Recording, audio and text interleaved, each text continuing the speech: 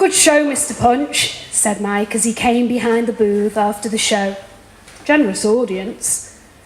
Andy replied with a squeak, his swazzle still in place. It had been one of the better days for the Punch and Judy show. Not so perfect that everybody wanted to be sunbathing on the beach, nor so cold that they wouldn't sit in front of the booth for long enough. Like any showman, he responded to his audience. So, if putting the baby through the sausage machine raised the quality laugh, he might take a little bit longer over it. If Mr. Punch's enthusiasm with the stick on Judy was a bit too much for the audience, he would soften that. He couldn't really divert from the basic plot. After all, there's a limited cast of characters and tradition counts. The kids had to get a mix of screams of laughter and screams of fear. Anyway, nobody's perfect. After all those years of crouching behind the booth, Andy sometimes thought he was developing a bit of a humpback, just like Mr. Punch. Andy crackers, fun for all the family. Not everyone understood the traditions. They all knew about Punch, Judy, the baby, the dog. But when things became darker, he could feel the audience lose confidence. The boxer, the ghost, the crocodile, nothing cuddly there. The hangman was a bit problematic. Andy had had his authentic phase when the hangman would give proper shivers to an audience, but it might be a bit much for modern toddlers and the mums in the middle-class resorts. Wife beating, baby bashing, capital punishment. That's not going to get a good write-up on Mumsnet, is it? Bit of a challenge, the PC mums. They think they know what they don't want, but then they laugh and scream like everyone else. All the same, women. He still kept his hangman in the back of the booth. You never know, you might need him. The kids and parents had wandered off now, and Andy started to put the props away. He did this with care, each puppet having its own casket. The lids fixed down on them, each with the puppet's name on it. He always said good night to Mr. Punch. He still felt uncomfortable looking at the faces, the eyes staring up as he placed the lid over them. Mike had bagged the takings and gone to his other casual job on the beach deck chairs. Great way to pick up the girls, Andy thought, just like the old days. A young woman came across from where the crowd had been. He hadn't noticed her during the performance, but oddly, for a warm day in summer, she was wearing a rather shapeless brown anorak with her hair trapped inside the hood. It was almost as if she wasn't really there. She was mostly shadow. "That was good," she said. "Thank you. You're a bit older than my usual audience." "I've not grown up." She stood with her hands pushed deep into the pockets of the anorak. Andy noticed she had a large rucksack on her back, heavy by the looks of it. "On holiday, then?" "Sort of. Kind of." She looked out over the beach. "I'm working here tonight." "Work?" Andy was kneeling down, packing away the ghost and the baby. "So, what do you do?" Andy looked at her, but she was still staring out over the beach, and her face seemed not to move. He heard, or he thought he heard, one of the caskets say, "What do you think?" "What?" he shouted at the box. She looked down at him. An impish smile crossed her face. "Sorry, I shouldn't do that. I'm a ventriloquist doing the old dears in the retirement home tonight. Not much of a challenge. Most of them can't see whether my mouth moves or not, especially if their glasses are dirty. They sit there wondering what this woman is doing with her hand up the back of some little bloke, and wonder why it can't be them. So, what dummy have you got?" Three heads. There's Bernie, nice old chap, I use for the old folks. His language can get a bit ripe sometimes. You'd be surprised how well that goes down with the old ladies. He was my mum's. She did an act as well. Then I've got Dwayne, he's black, handy for Frinton, gets them going. And there's me. You've got a dummy of yourself. What's the point of that? Well, really, it's my mum, but we look the same, sort of. She says the things I can't say. She paused and looked at Andy. Bit like your Mr. Punch. Andy never thought about Mr. Punch like that. It was an act, divorced from the real world.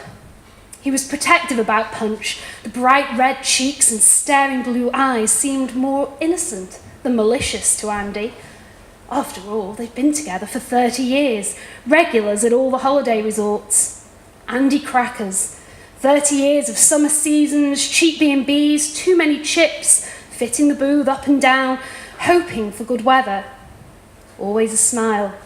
That's the way you do it. When he was younger, it was like he worked in a fairground. Girls used to chat him up, especially in the school holidays. Exotic, some of them said. Exciting life, travelling around, always at the resorts in summer. Andy crackers, bit of a lad. Like this girl today, there was something about her. You could fancy her. All right, bit young, but old enough to know what she's doing. Anna, that's me. She held out her hand to him. Andy.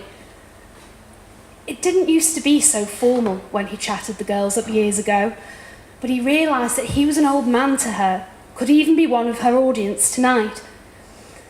There always used to be the chance for a date, especially in the Kiss Me Quick resorts. Don't go for the best looking, they're always too conceited. Go for their mates, the ones who weren't made up to the T. Pretty girls always have a mate with them. It helps to show them off. They'd be the grateful one. He had the patter, all the quick jokes, buy them a couple of drinks and back to the B&B. A few days later and you were both somewhere else. Never see them again. Look, I'm almost packed up here. Let's go and have a coffee and a sandwich. All this swazzling makes a chap thirsty, and you've got to perform tonight. They walked along the promenade, him dragging the big wheeled suitcase with the oversized, her with the oversized backpack. Two refugees from something or somewhere. The last of the holiday crowd was still on the beach, stretching out the day as long as possible. New clothes, families, all these shiny cars along the promenade. A world he lived in, but was outside. Anna carrying her mother on her back. They sat on either side of the fixed formica table on plastic chairs.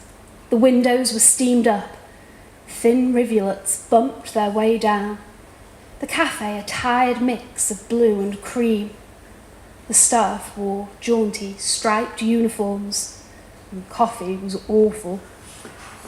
The sandwiches contained ham the colour of cheap makeup. Anna opened her coat. Her trapped hair bounced out, and under the faded exterior she wore a sparkling, extravagant top. There, she said, that's so they can see me tonight. I can't hide like you do. He realised she was looking, no, staring at his face. She saw the blue eyes, maybe once beautiful, but now fading and slightly misted, the lines which forced laughter had left round his mouth. An entertainer. She asked him where he had worked, even asking which resorts he did 20 or more years ago. There was a lot he couldn't remember. It all jumbled together. She asked if he had a favourite puppet, and he had to say it was Mr. Punch. In spite of what he did, without him there was no story. Then she asked if he could remember meeting any other ventriloquists, maybe ones he'd shared B&Bs with. A few, none he could name. Not even a female one. He scratched his balding head. Not as I can remember. He smiled. I used to get a lot of girls, if you take my drift. You know, travelling entertainer, that's the life. Anna was supposed to smile back, but didn't. There's no polite way of asking this, but I'd like to see your dummies. I bet you say that to all the girls. She took the headless dummy from her bag, dived back inside, and pulled out Bernie's head and stuck it into the top of the figure. Who's this old bugger then? The dummy turned to stare at Andy. Mr. Punch, Andy said. The dummy's head turned to Anna. So, what's a pretty young girl like you doing with this washed-up relic? She spoke to Bernie. Now, not so rude or your head comes off. This is Andy Crackers, famous puppeteer. We've been looking for him, haven't we? The dummy's head swiveled round to stare at Andy. He wasn't used to this.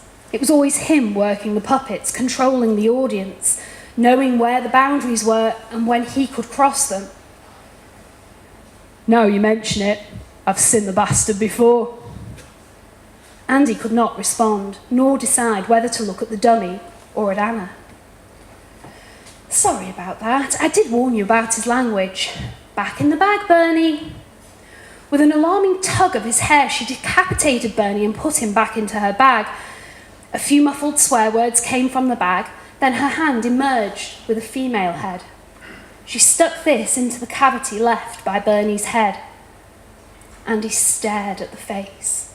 It did resemble Anna, but not exactly as he'd expected. But it felt familiar. It said nothing. Its rigid jaw dropped open and stayed there. She seemed to have managed to ventriloquize silence. Her own jaw dropped to match the dummy's. Perfectly synchronized, the two jaws closed. I've been looking for you. Blackpool, August 1991. Blue-fronted B&B with a palm tree outside. Anna and the dummy turned their heads to stare at each other, then both snapped back to stare at Andy. Don't remember? Never wondered what happened to the baby? The dummy turned back to Anna. This was what you wanted, to meet him. Now you've seen him, I hope you think it was worth it. Andy slept badly. Sounded like it would be a stormy day and not much business. Last night had been terrible. The girl had just got up, slapped his face hard with the plate of sandwiches, and walked out of the cafe. Stormed out with the dummy on her arm. He tried to make a joke of it, but maybe he'd never had the touch to win over adults. Blackpool, all those years ago. He just couldn't remember. One year was much like another. One girl was much like another. He was an entertainer. The girls all knew that. Like Mr. Punch, he always got his own way. Then the next day, the same story with a little twist to suit the audience. That's the way he'd done it. He looked at himself in the mirror, black eye coming up, traces of ham in his hair. Tea in full English, like always. Get the fit up ready, Mike out there drumming up an audience, forget about last night. Crazy woman, talking to herself like that, pretending, imagining she's his daughter. Just some story she's been told. He opened up the suitcase and stared down at the boxes. The baby was there, next to Judy. Punch was in his usual place. And there was the hangman, just in case. Thank you.